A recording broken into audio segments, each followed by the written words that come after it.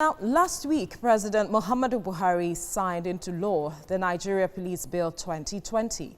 The new act repeals the Police Act laws of the Federation 2004 and provides for a more effective and well-organized police force driven by principles of transparency and accountability in its operations and management of its resources. It also seeks to establish an appropriate funding framework for the police force, as well as increased training opportunities and partnership to help communities maintain peace and fight crimes nationwide. Joining me now via Skype from Lagos is Segun Awosoyan, President and Founder, Social Intervention Advocacy Foundation and the convener NSAS Movement. Good morning. Thank you for joining us on TVC Breakfast. Good morning. Thank you for having me. All right. Now, since 1999, there's been several attempts to perhaps bring about a reform to the Nigeria police force. And just last week, we saw the president assent to this bill. I wonder how you see this bringing about the desired reformation that we have attempted to achieve over the years. Thank you very much. You know, the journey is not something that started yesterday. It's something that started many years ago. And we kickstarted the pressure in 2017 when the police became more or less a domestic terrorist organization. And with that pressure went on, and we were able to engage all arms of government enough to bring about the domestication of the Administration of Criminal Justice Act of 2015, and also to ensure that we focus on engaging the authorities enough not to, derail that particular process using other antics that have been known in the crevices of activism within Nigeria. And with that, I think today we are happy for it because the sustained pressure had brought about the two major fundamental bills that is needed to reposition our Nigerian police, which is the Police Trust Fund Bill and the Police Reform Bill, which is what we have today as law. Fundamentally bringing about accountability and transparency, which has been a foreign language for quite a while in the police system. Secondly, the protection of human rights and fundamental freedoms. Finally, partnership with other security agencies, as we have identified that Nigerian police always work alone within its own silos without engaging other security. If I may interrupt your line of thought at this point, a lot of Nigerians say that having the laws is not the challenge, but implementation is what their concerns are. When it comes to laws, we have them. Over the years, we have seen that. But what concerns do you have? Because the intention may be right on paper, but execution for Nigerians is the concern. Where do you stand with regards to this? I must say that we must wean ourselves from that paternalistic approach of expecting politicians to do for us that which we must do for ourselves. I think it is high time Nigerians realize that to govern a nation, you don't just need the people at the helm, you also need the cooperation and the responsibility of the citizenry. We must ensure that laws that we have are implemented, because those laws actually are to guide government and also to protect us. So the laws are not for the people in power. The laws are for the people so that we can use those laws to hold them to account. So we are not going to say because there's a law we should go and sleep.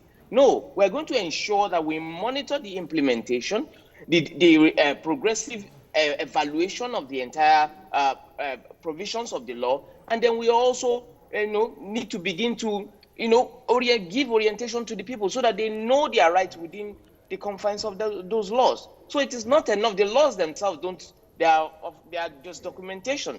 They are to guide.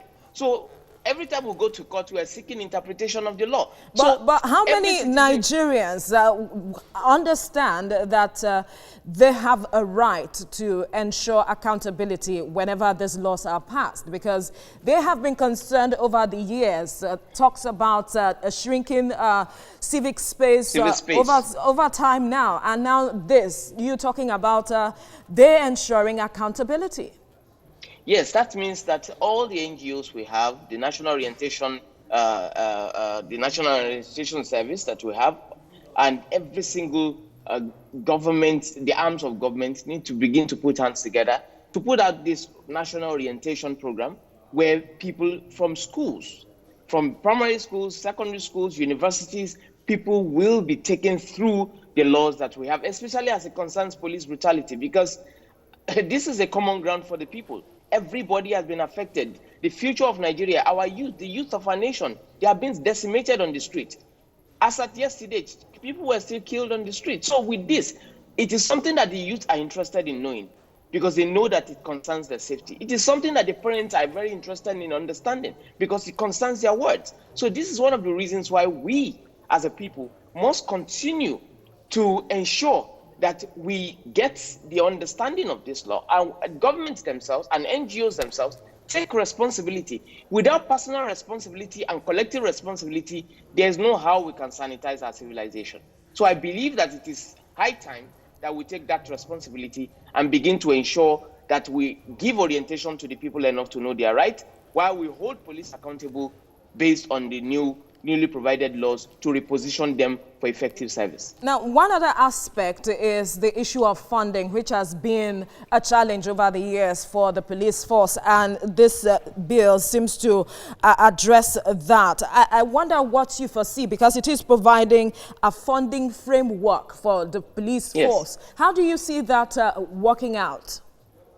Well, this had been pre-planned because we were part of the process from the beginning, and we understand that funding is one of the fundamental issues that is buffeting, the Nigerian police. If you call the police operationally now for help within your environment, or society or community, you find out that the first thing they will tell you is that they don't have fuel in their vehicle, or they don't have tires, and they don't have this or that. So with operational fluidity, when they can begin to do things themselves, it will make things easier. And also, if their future is not secured in terms of pensions and the rest of it, we're also going to have a problem. So that has been fundamentally addressed, with the Police Trust Fund. And that also opens up the police also for partnership with the community. In other words, the Association of Bankers, for instance, can decide to say, we want to make life easier for the police by refurbishing their police stations, or we want to make life easy by ensuring that we provide them vehicles, or want to provide them with fuel vouchers so that they can always have fuel or something like that. So it is not left for government alone. No country in the world finances its own police operations or security operations themselves. Aside from getting partnership globally, we, within the system also, professional bodies, associations, and corporate entities can now begin to upgrade their corporate social responsibility and engage the most fundamental institution in our society by partnering. So this is one of the things that we're looking at, and it's going to be structural, strategic, and I believe that at this point we're going to get it right. Now, one major concern is the aspect of trust and confidence in the activities of the police force, especially on the part of the people, trusting them to be able to secure them, perhaps based on experiences over time. And this bill is seeking to promote the issues of their operations based on transparency and accountability.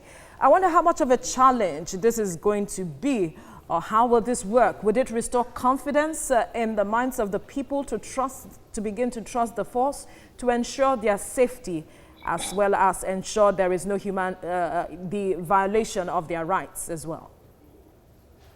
Thank you very much. As scholars will say, no one fascinates the coming of winter. In other words, you cannot rush enlightenment, you cannot rush anything, especially when it comes to engagement of culture. But one thing is fundamentally clear here, that the approach to the reformation of the Nigerian police has actually now taken a proper route. meaning that over the years we've been having several stopgaps in place, which get repealed by a new administration or repealed by a new IGP that comes into power. So, but now we now have a law. Every single reform that is brought about in fixing things in society begins with legislation. And with this legislation here, and also with the tempo, with the level at which the people are engaged in ensuring that police are held to account, especially now that we have a law, that forbids all the things that we have seen in the culture of impunity over time, which is basically ruled by corporal corruption. So the bill specifically, if you look at the objectives, aside from enforcing accountability and transparency, it also makes provisions for the protection of human rights and fundamental freedoms, meaning that the ages, the realm to where we have police officers shooting down on armed protesters, we have police officers arbitrarily breaking into homes and arresting people for having jeans or having computers or holding a phone, will not be the order of the day. And specifically also, there is also a provision for partnership with other security agencies, which has been a foreign language for quite a while. Nigerian police don't really believe in interagency collaboration. So with this, a lot of things are being tweaked, and there is so much more. And so what we are going to do now, going forward, is to ensure that the paperwork on the law alone is not relied upon, or the words of politicians or the word of our leaders are held as the holy grail, but for us to take accountability, to take a personal responsibility. Right. Let me quickly and use the law to. Let me quickly butt in quickly.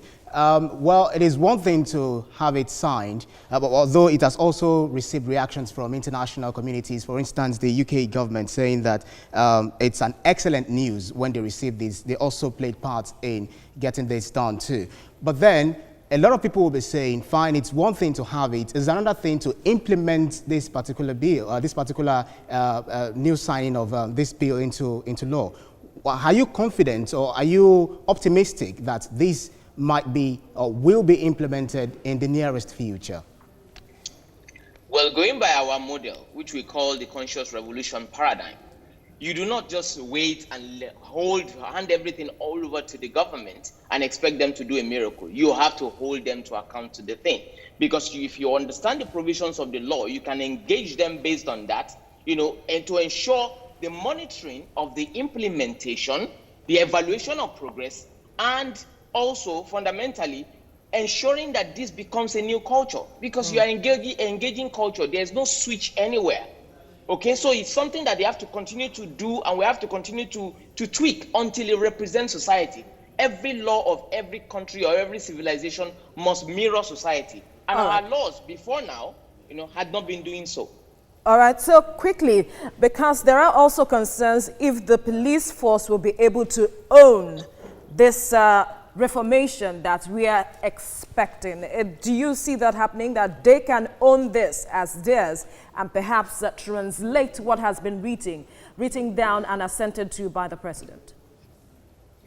Well, most importantly, we should understand that the police is a paramilitary organization, which means that they take orders from the authority. And if there has been a restructure in the law that actually gives interpretation to their operations within the society, they have no choice than to align. But most importantly, the laws are not just there to align or to move them in their operations alone. It also provides for a future for the police.